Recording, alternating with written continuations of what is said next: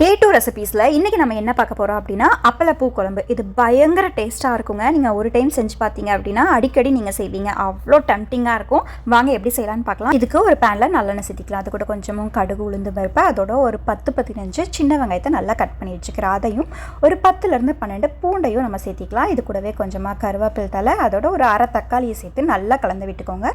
இது கூட கொஞ்சமாக மஞ்சத்தூள், மிளகாத்தூள், கொத்தமல்லி தூள், அது கூட கொஞ்சமாக ஜீரகத்தூள் அதெல்லாம் சேர்த்து நல்லா கலந்து விட்டு இது கூட நான் ஒரு கப் தண்ணி சேர்த்து நல்லா கலந்து இதை வந்துட்டு ஒரு 10 நிமிஷம் நல்லா கொதிக்க விட்டுக்கிறேன்.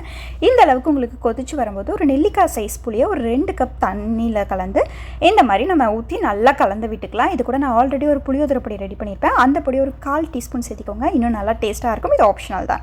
இந்த அளவுக்கு உங்களுக்கு கொதிச்சு வரும்போது இது கூட நம்ம ஆல்ரெடி ரெடி பண்ணி வச்சுருக்கோம் இல்லையா அப்பளம், இதை சேர்த்திக்கலாம். அவ்வளோதாங்க நம்மளோட அப்பள குழம்பு ரெடி. இது கூட அப்படியே வெள்ளத்தை மேலால் தூவி இறக்குனீங்க அப்படின்னா செம தூளாக இருக்கும். நீங்களும் வீட்டில் ட்ரை பண்ணி பார்த்துட்டு எப்படி இருந்துச்சு அப்படின்னு கண்டிப்பாக கமெண்ட் செக்ஷனில் சொல்லுங்கள். இது மாதிரி இன்னும் நிறைய வீடியோஸ் பார்க்க நம்ம சேனலை சப்ஸ்கிரைப் பண்ணிக்கோங்க.